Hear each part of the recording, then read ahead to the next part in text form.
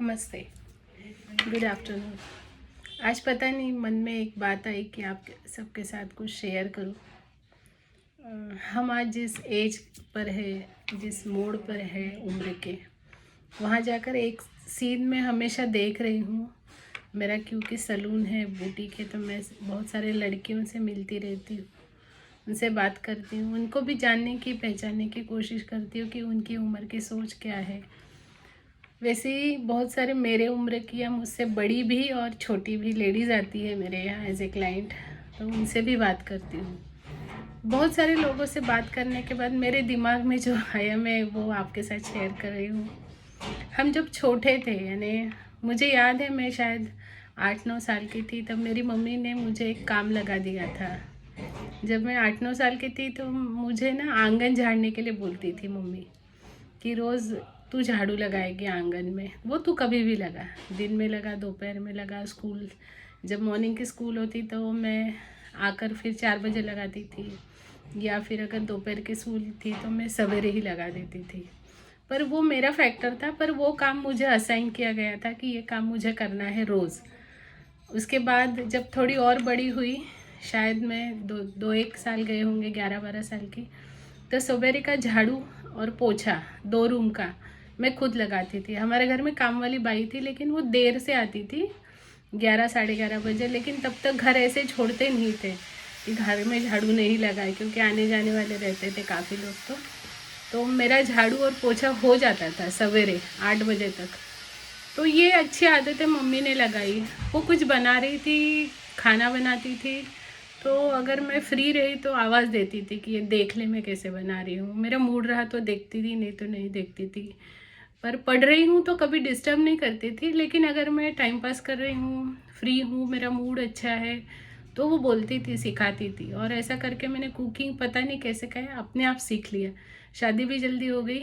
जब मेरे बच्चे हुए तो मैंने ये जो एडॉप्ट किया था अपनी माँ से, अपने संस्कारों से, मैंने यही मेरी बेटी को सिखाने की कोशिश की। तो मेरी बेटी भी जब इस उम्र में पहुंची तो मैंने भी उसको कुछ घर के काम असाइन किए थे। जैसे वो 8-9 साल की हुई थी तो मैं उसको बोलती थी कि बाई बर्तन मांज के जाती है तो वो बर्तन तुझे लगाने हैं। फिर कभी कभी उसको झाड़ू का काम, फिर मैंने उसको भी ये पोछा वाला काम, मुझे अच्छा लगता था कि इसके बहाने एक्सरसाइज भी हो जाती है और घर साफ भी रहता है, और वो एक आदत बन जाती है आपके दिमाग में ना, वो एक पैटर्न बन जाता है कि मुझे ये काम रोज़ करना है। तो बच्चे रिस्पॉन्सिबल होते हैं उस काम के लिए। ऐसे करके मैंने बेटी को आदत लगाई। आज के तारीख में जब मुड़ के देखती हूँ, मेरी बेटी अकेली रहती है और उसे खाना बनाने में कोई बोरियत नहीं होती, खुशी से बनाती है और खुशी से खिलाती भी है। अगर आप उसको कभी फरमाइश करो तो वो भी बना लेगी। या जब मैं घर में नहीं हूँ, बुटीक में हूँ, तो मेरे घर में वो कुछ बना के रखती है सरप्राइज़। कभी कभी कुछ बना के यहाँ भी लेके आती थी जब कॉलेज में थी।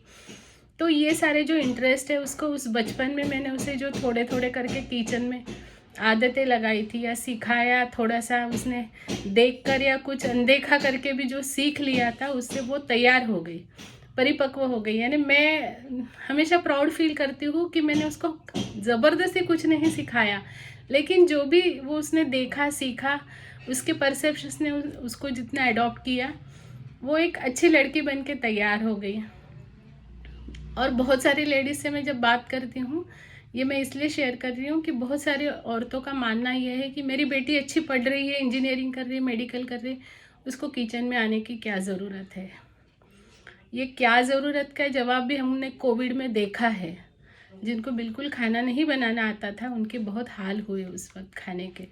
तो इसलिए मुझे लगता है कि हमको सेल्फ सफिशिएंट होना चाहिए, किसी पर डिपेंड रहने की नौबत नहीं आनी चाहिए, एटलीस्ट खाने के लिए तो भी, और ख़ुद की सफाई के लिए। अपना खाना बनाना, अपने कपड़े धोना, अपना घर ठीक से रखना, ये कुछ चीज़ें हैं जो सबको आनी ज़रूरी है। उसमें जेंडर कॉन्शियस होने की भी ज़रूरत नहीं, चाहे लड़का हो चाहे लड़की हो, सबको आना चाहिए, ऐसा मुझे लगता है। क्योंकि ये आज वक्त की नज़ाकत को देखते हुए हमने समझने की बात है। फ़ॉरेन जाते हैं तो सारे काम खुद को करने पड़ते हैं। ये भारत में ही है कि आपको नौकर चाकर मिल जाते हैं, आप पैसे फेंकते हैं तो आपको काम करने वाले 4 लोग मिल रहे हैं, लेकिन आगे चलकर शायद वो भी नहीं मिलेंगे। तो हमको सेल्फ सफिशिएंट होना चाहिए।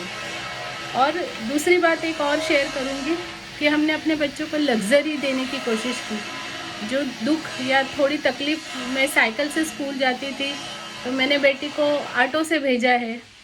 तो हम हमेशा ये कोशिश करते हैं कि जो लाइफस्टाइल हमने जी है उससे कंफर्टेबल और लग्जरियस लाइफस्टाइल हम अपने बच्चों को दें। पर ऐसा देते देते ये ना हो कि उनकी आदतें बिगड़ जाए।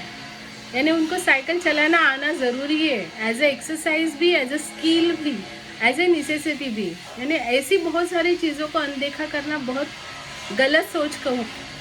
हमारे बच्चों की दिनचर्या में एक्सरसाइज का होना बहुत ज़रूरी है, क्योंकि अभी जो मोटापे का देख रही हूँ, ओबेसिटी हर तीसरे बच्चे में दिखता है। पीसीओडी की समस्या में देखती हूँ, कितनी सारी मेरी क्लाइंट्स लड़कियां हैं जिनको पीसीओडी पीसीओएस का प्रॉब्लम है।